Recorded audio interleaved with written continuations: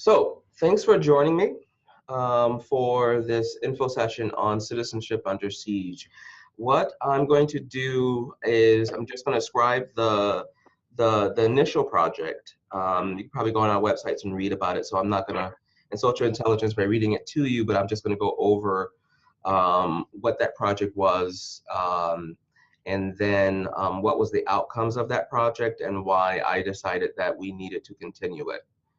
And some of the challenges that we're going to have doing that, because I love grassroots stuff, where there's no money, no one has any, but you still do it anyway. You devote your volunteer time, resources, sometime using your own finance expenses to do stuff, and I'm trying to get away from that, and really trying to make as much use of your membership dollars as possible, but also to give back to our institutions by supporting not just a pat on the back, good job, and recognizing what's going on these campuses, but actually fiscally supporting them as well.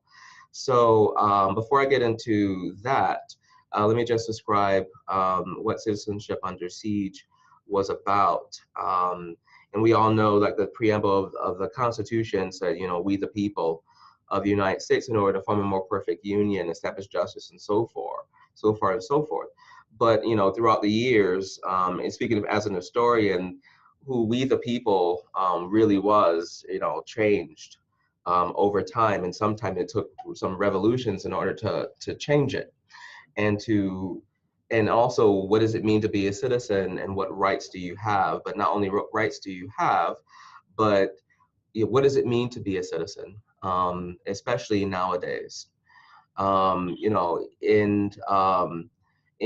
sometimes we have citizenship granted by law, but because of any economic inequality, because of racism, because of things like that, sometimes that can curtail and our true citizenship. And with nowadays, when we see all these differences and how divisive we have become, now the question really is, what do we do about our democracy and our citizenship? Do we just sit back and continue to be divided, and then these barriers to our rights as citizens, or even our ability to change our democracy into the democracy that we want and need, instead of the democracy that we have? Those barriers, if we don't really do something about that and really make people aware of these barriers, and then get into deliberation and get people more engaged, then what are we really doing? We're not really pushing that dial. We're not really, especially TDC says that we want to make sure that all students receive an education. Well, if we have these barriers already, even on our campuses and in our communities where our students spend the majority of their time, then how are we really growing citizens? How are we really supporting this work on our campuses? So it was just, I think in 2015, we had a great partnership with AAC&U. They're right here in Washington as well. They're a membership organization. I mean, I'm sure all your campuses are a part of them. and AAC&U with Karen McTighe-Musil, who, if you don't know who she is basically the lead author. She calls herself the lead author of A Crucible Moment, but she actually wrote it. But she's humble like that. But she's the lead author of A Crucible Moment, and she has an affinity with and a deep love and respect for community colleges. And the evidence of that is going after grants from the National Endowment for the Humanities, and with a partnership with TDC, and really putting some of our community colleges leading the way for the civic engagement and the humanities. And she did that with Building Bridges to Form a Nation. I think we had about, I want to say about 12 schools. That was one of our first big grants, and I think that was like a $300,000 grant. Citizenship Under Siege came along in 2015. I believe it was a $250,000 grant, I think. And I believe that 7 campuses were chosen. And those campuses were CUNY Kingsborough, Middlesex Community College, County College of Morris, Lone Star College, Santa Fe College in Florida, and Massachusetts Community College. Let me see, and also Miami-Dade College. So some of our kind of our flagships, if you will, in the different regions. What I didn't say was Arizona, California. So as you can see, there were some holes here, and especially when you're talking about Citizenship Under Siege. I mean, you gotta talk about what's going on in Texas, Arizona, and California, especially. But also, you can't forget about the Midwest, where there is a huge population of immigrants and new Americans and things of that nature, and refugees even. So what we like to do is like to expand upon what Citizenship Under Siege. Excuse me, Citizenship Under Siege. Because I'm looking at a webinar series that when I came on, I inherited, which is called Clashes Over Citizenship. But so that was one of the big outcomes of that. So typically, I mean, really what happened and what the premise of this is, this project was, how do you have these conversations? How do you build awareness? How do you integrate it into the curriculum? How do you have conversations about what it means to be a citizenship if you're talking about immigration, DACA, if you're talking about racial issues, if you're talking about religious pluralism and things of that nature, economic inequality, all wicked problems when it comes down to being an American citizen. So how do you have these conversations, discussions, these teach-ins, these learning experiences on a community college campus? So the different campuses, 7 different campuses, they did it in various ways. I believe that with the grant, each campus received about $15,000 or something like that. It was a pretty, I mean, it was only for 1 year. So even though some people were complaining about that, I'm like, that's, you got $15,000 and you paid $1,000 membership fee. I think that is a great bargain. Yeah.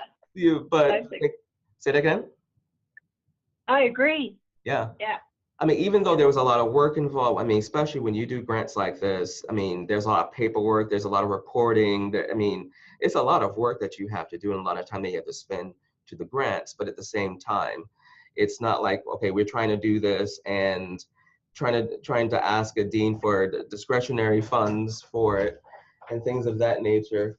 But someone just gave me a cookie. One of my colleagues just gave me a cookie. Anyway, it must be Friday. All right, so I'm sorry, it is Friday. All right, but when to put on these events, so say for instance, Kingsborough, what they did was they did a number of events on campus. It's a very, very diverse campus. They have a lot of naturalized students. I mean, it's very, very diverse. Many different countries, many different languages spoken at that campus, and it's in Brooklyn, New York. And I was there for they had to do a public event, and also they had to integrate it into a class and do some campus stuff, but something that is open to the general public. And I believe that for Citizenship Under Siege 2.0, I think that we need to continue that. In other words, bringing the community on that campus to have these conversations. And they did a lecture. I mean, a forum, if you will, on promoting religious pluralism and inclusive citizenship. And so they brought in speakers, local speakers. They brought in someone that represented Islam. They brought in someone that represented Judaism. And in fact, the Islamic um, uh, and the rabbi were really good friends, and they and so that was really interesting. And they live in the same building. Their children um, uh, play together, and they do a lot um, of presentations together. I mean, I was very fascinated by that, and they had some great speakers, and I had a chance to speak as well on behalf of the Democracy Commitment. They had a lot of students there. I mean, there were over, I want to say 150 to 200 people there from the community, some students, faculty, and engaging in this conversation about religious pluralism. And in fact, the president was new, and he was just like, I'm not sure about this. I mean, to have religious issues, and during the 2016 election cycle, he was like, I'm not sure how this is going to go. But it was planned really well. It was a conversation that people wanted to have when there was with talks about building walls and bans and things like that, and different instances that were going on campus. They were able to discuss it, deliberate, and really. It was very moving, very powerful event, but it could not have been that successful without that grant money, is what I'm saying. So I think in Massachusetts, they did deliberations. They did the on economic inequality. I was just talking to Michelle, who's on the phone from Lone Star. They had a learning community. They had a film watch and discussion. I think there were some deliberations too. Um, in Middlesex Community College, they had a community like an oral history project because that community is a community of like an immigrant community, of which the campus is a part of, that had a historical transformation from Greek to, I forget what it is now, and going into what that history was and what it did for their community, and making people aware of the the advantages of embracing new Americans and things like that. It was very powerful, and the reason why I know about what was going on in each one of these campuses is because we ended it. They did everything on their campuses, but then we did a webinar series last fall, and I was in charge of the webinar series, and we had about 300 people registered for each one of those webinars. And we utilized AAC&U's network, and we had people like from Brown University, from Harvard, from a lot of university state colleges interested in this conversation on community colleges, and community colleges having the spotlight and sharing how they engaged in this topic on their campuses. I mean, I've never seen anything like that, where you had all these universities, these top tier schools, interested in what was going on in the community college and wanting their resources and duplicating some of their events on their own campuses. We need to continue this.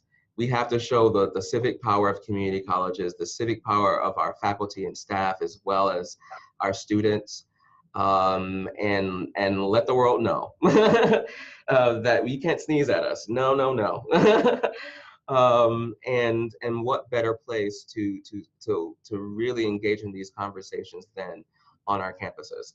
So with that being said, what I would like to do is my proposal, and we can talk about how, if this will work or not. But my proposal is, I hate having a whole bunch of meetings where you just sit and you just talk and nothing's being done. But what I would like to do is I would like to have, Citizenships Under Siege 2.0. It would not involve AAC&U unless I can convince Karen, because she's a great grant writer, to help us out with, or I may just ask her anyway, but just because she is on our National Advisory Board now, and to help us out as, one of her duties of being a part of that advisory board, because there is an NEH grant for community colleges, and it's a humanities one, so we would have to definitely link it with the humanities, link it with our curriculum, and things of that nature, which shouldn't be difficult to do at all. And the deadline for the application is June. So we do have some time to put a great grant application together. And then, but in the meantime, what we can do is we can do some grassroots things that won't take a lot of resources, but to do events, to put on a webinar series. We can even still do a webinar series, but to really, I believe that each one of your campuses has already done events, even this year, surrounding citizenship and things of that nature, and we can highlight that. What I would love to do is I would like to put some toolkits together. I would love to really sponsor events on campuses that can bring in speakers that won't come for free, that type of thing, to our campuses. Really, even release time for faculty to create programs, certificates, curriculum, even just co-curricular activities, and create them on campus, and be able to sponsor them fiscally, as well as have a national platform of the democracy commitment to showcase what is going on in your campuses, as we said that we were going to do. So in other words, I'm trying to fulfill the goals and the mission of the democracy commitment, and taking up this vital, crucial issue and wicked problem, and through the lens of the humanities, as well as how our community college campuses are connected very, very in different ways than four-year colleges. And really start writing about that. Even have an issue of our new journal devoted to this project, and give our faculty opportunities to be published on it, just like AAC&U did with their diversity and democracy, which a whole entire issue, and I got like 200 copies of it. If you want a copy, if you want to bring copies to, maybe ship copies to your campus, I can do that. But I want our journal to do the same thing, and really highlight our community colleges, and have people published on citizenship. So that being said, I do have some grassroots things that we can do until we can get that grant, because I don't want to stop the conversations or say we can't do anything, because if we wait until we get the grant, which will be for like January 2019, basically, so much is going to happen. I'm not trying to speak it into the winds there, but it's already happening. So much is happening when it comes down to citizenship, that we have to continue this conversation. We can't just stop it because the grant stopped, and we can't pick it up just because of a grant. We got to continue these conversations, and then go big when we do have the grant. So one idea that I have, and then I'll open it up for any ideas or any questions or that you have, and then we go into then what are our next steps, and then we'll have a great weekend. So one thing that we can do, and it can be very, very easily done, is a NIFI or National Issues Forum deliberation on immigration. They have also one um, on economic inequality and making ends meet and things of that nature. They have a lot of ones and that can be done with grassroots. It doesn't take a whole lot of funding to do that. The only thing is that is training. So through TDC's Civic New and developing Civic Leadership Academy, we're going to be doing trainings on campuses. Some of you are already a part of the Kettering project, in which that comes with training, but some of you aren't. So or we're part of it, but still need trainings. I was just at Allegheny College of Maryland doing a training.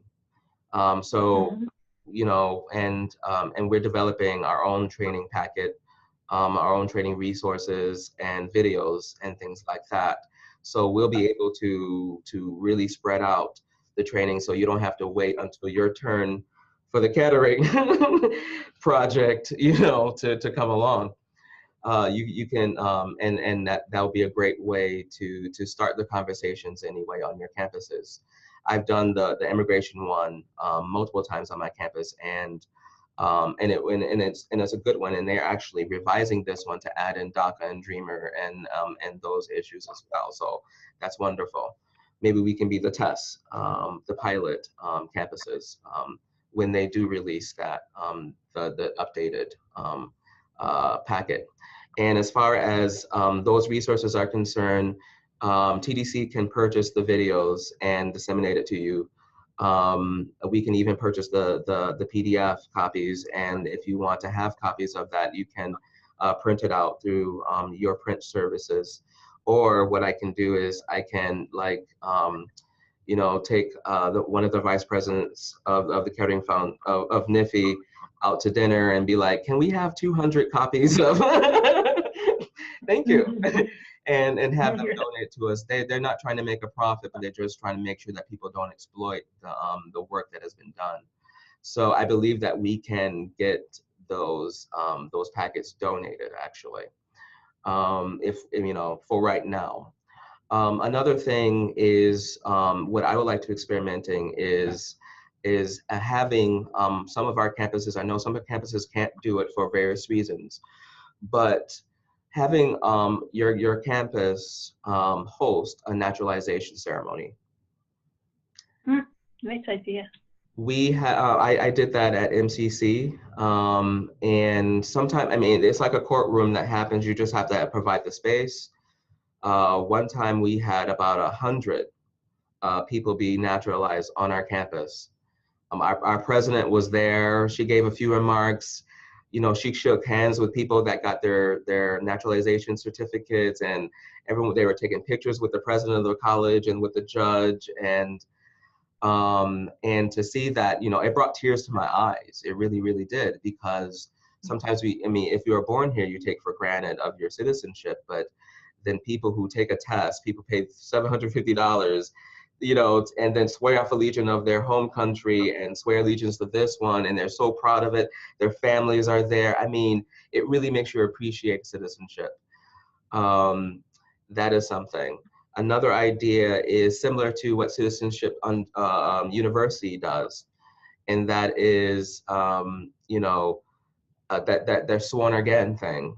The ceremony that we did at the, and I did at Wright College, and and we also did at our CODE meeting, which was very, very moving for people to, swear allegiance to citizenship, and they'll be there, they'll vote, they'll make a difference, they'll be there for each other, and that type of thing. And do a type of a citizenship ceremony on our campuses, that type of thing. Not naturalization where you have a judge and all that great stuff, or there's no Bibles involved, but and, but to do some type of, to create some type of a ceremony where we become citizens, and maybe even rope into that a citizenship test.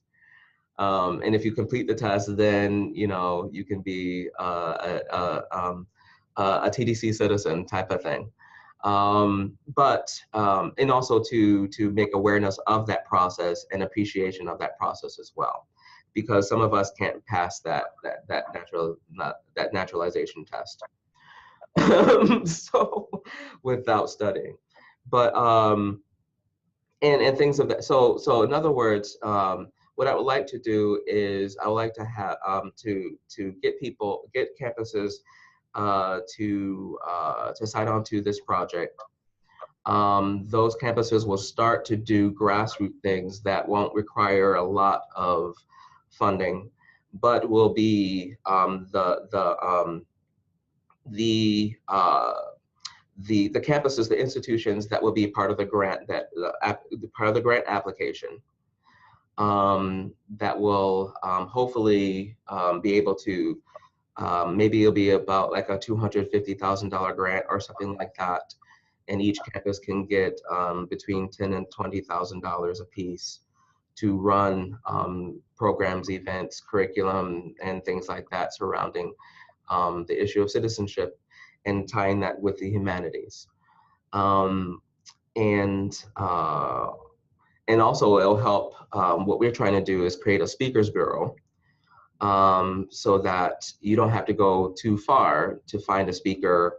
We can really tap into some of our scholars that are within our membership, and send them to different places to speak on our community college campuses. So that's just, so in other words, the timeline for this would be nothing over break, because I'm taking a break. I don't know about y'all, but but I'm going to write up something brief, like a two-page concept paper, that I'll send to all of you and anyone, and make available on our website so anyone that is interested. If we get a lot of people who are interested, then there may be some kind of an application process for the grant, if you will. But I want to make this open to as many campuses that desire to be a part of this. More than just 7. But so far we have about 10 campuses that express interest in this. And of course that's going to have to go into the budget proposal for the grant.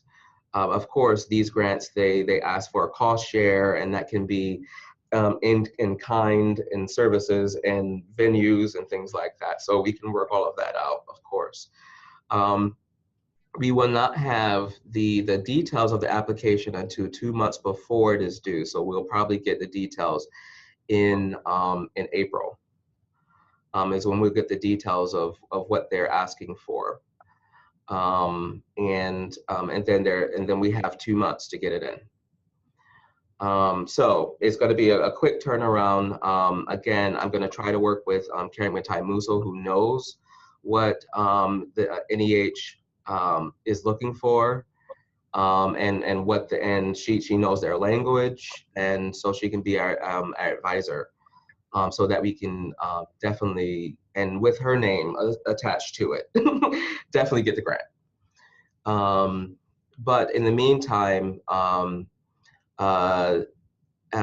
in other words, so sometime next year, maybe February, gather together with lead people from the campuses who are interested in being a part of this, this basically a 2-year project, with grant funding coming in next January, and start brainstorming on what we can do in the meantime, and also brainstorming on what kind of programs that we're going to put in the proposal to get it, and what kind of resources do we have, and what resources do we need for the budget part of that grant. So that's just what the idea that I have. You know, and the thing about it is because of our technology, we don't have to have a whole bunch of meetings. We can have a document going and a proposal document going on Google Docs, and you can fill in, you can go in there on your own time and fill in your section or your campus's section of it, and comment on it, because the last thing that we need is another something that we have to be in a whole bunch of meetings for. But at the same time, for the collaboration purposes of doing this grant proposal, and to make sure that we do have your feedback and it's not autocratic, it's more deliberate, as well as a democratic way of doing things. So that being said, are there, do you have any questions or ideas or comments on anything I have said, and then we'll talk about next steps? What is the, oh, sorry, go ahead. No, please go ahead.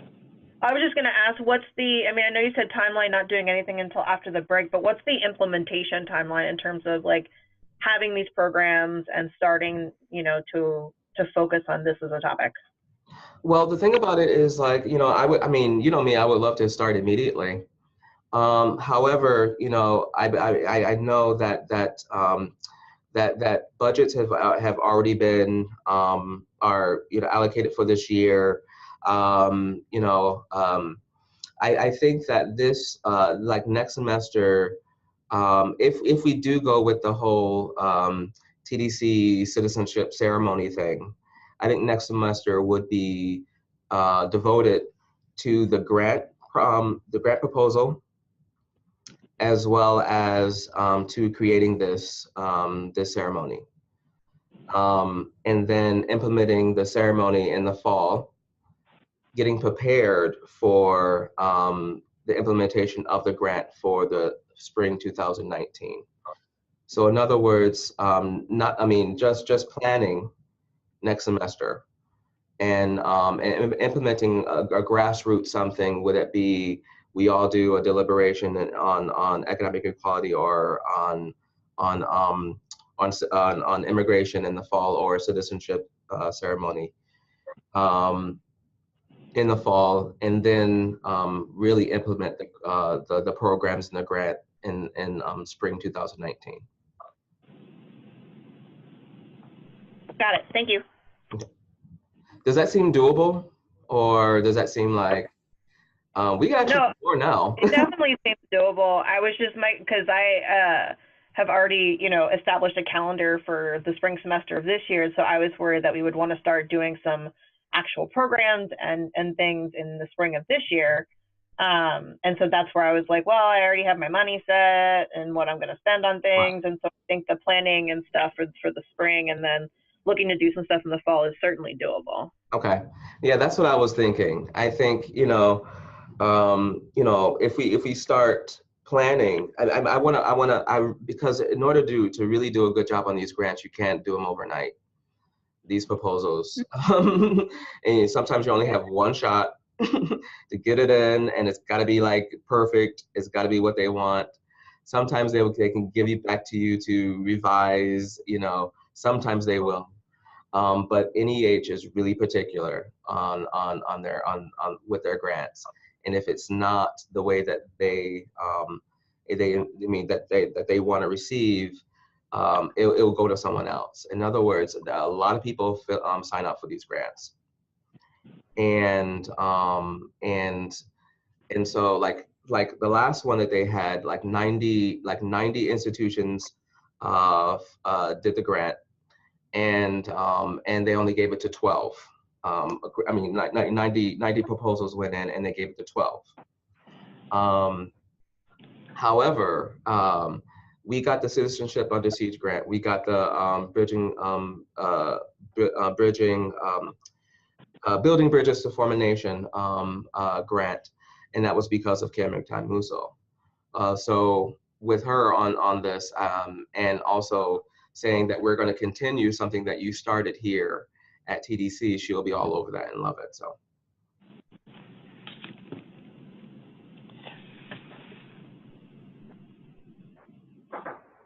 Any other, Gabe, did you have a question?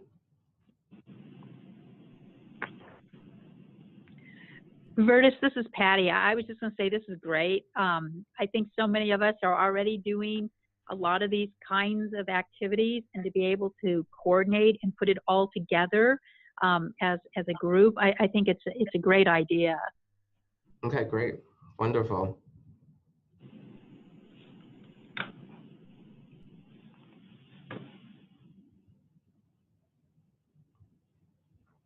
Vertus, this is Gabe. Have you seen for the first iteration of this project? Mm-hmm. Does the grant criteria, is it going to? And if you covered this and I missed it, I apologize. If is the grant criteria changing much between the first iteration and then the 2.0? Yes, and that is because the first one was a specific grant. It was it was a grant for the common good or the public good. Yeah. And so it was, and so that was, in other words, it didn't have to be about citizenship. It could be about any issue or any topic, but you have to include the public with that one. Got it. Okay. This one is more humanities initiatives in community colleges. So it's community college specific, and it's also humanities specific as well. Great. Thanks. Yeah. Cool. But at the same time, what I want to do is, I don't want to deviate too much from this, but I want to take it to the next level. And in other words, spread it out to many different regions. Go to the Midwest, go to the Northwest and Pacific. Go to the Southwest with it as well, and some of the Upper South. Like Florida is a totally different ball game than Tennessee. So it's just like, the issues are going to be different, and once we get together and see where the common ground is, and also to see the differences, and also how the community colleges interact with their own communities and across the country, I think it'll be great to really highlight that, spotlight that, even study it. Study it and things of that nature, research and great. It'd be great for research materials and really talking about the community colleges' role in the communities and with citizenship, and really highlighting that.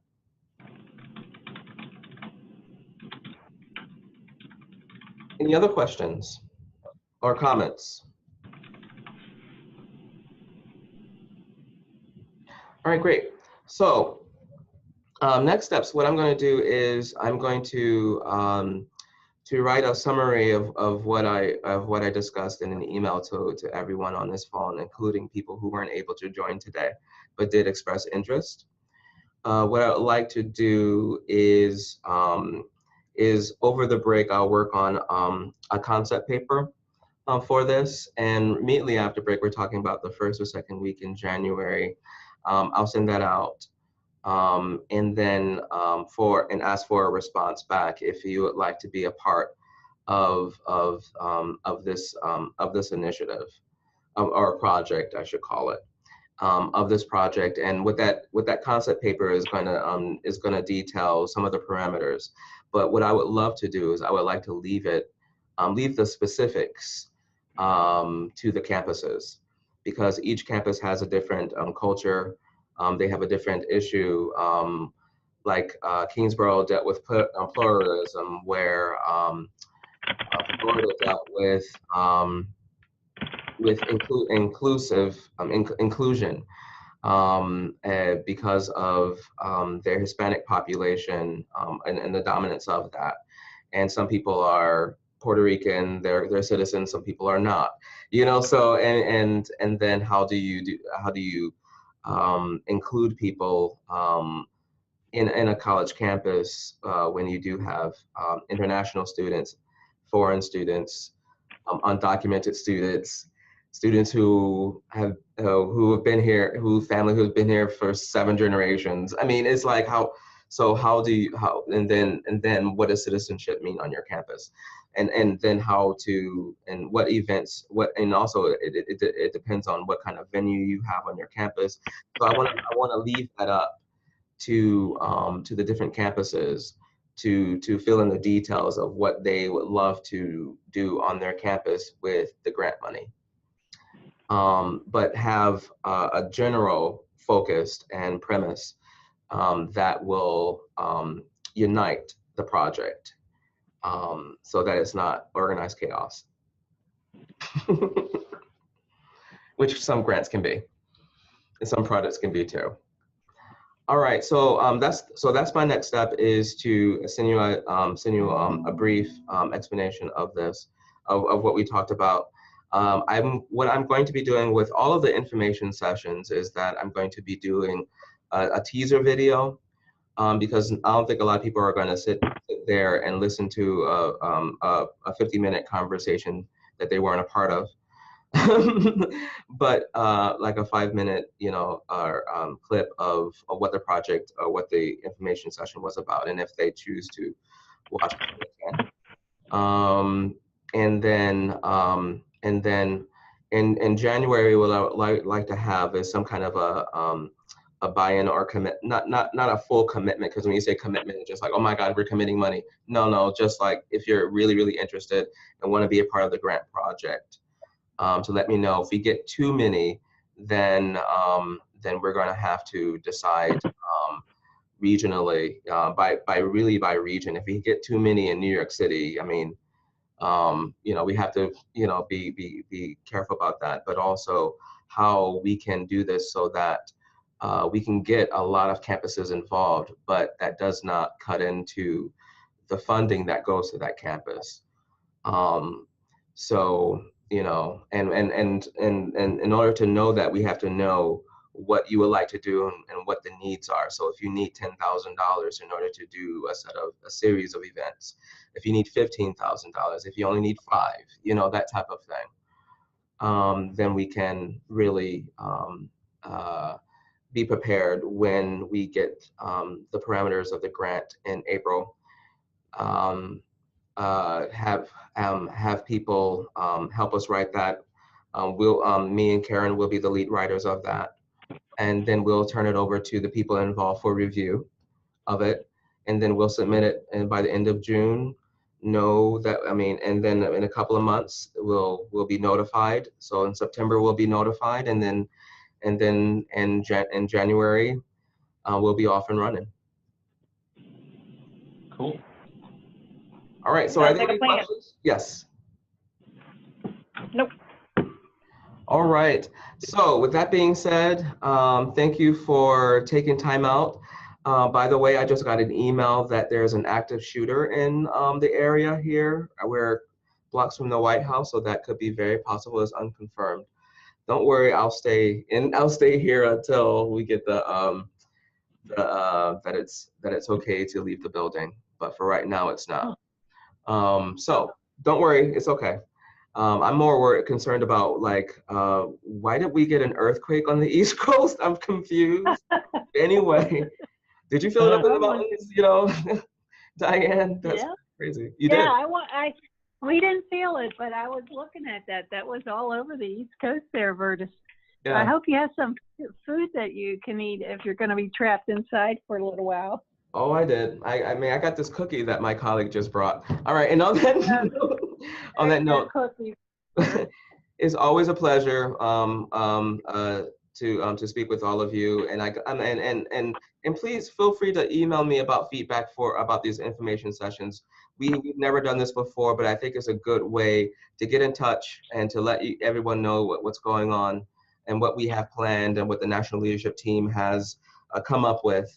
And also to implement them. Just one last thing. Please know that the proposal deadline for CLDE, which is going to be in Anaheim, California, is at the end of January. So please do not go on break without disseminating that information and letting people know, so that we can make sure that community colleges are well represented in CLDE 18 in Anaheim, California. If you have any questions about that, feel free to email me. All right. Have a good one, everyone. Have a great weekend, and hope to see you guys. Oh, it's all clear. We're all good. All right. Hope to see you all next week on some of the other sessions, and have a great weekend. You too. All right. Bye-bye. Bye-bye. Take care. All right.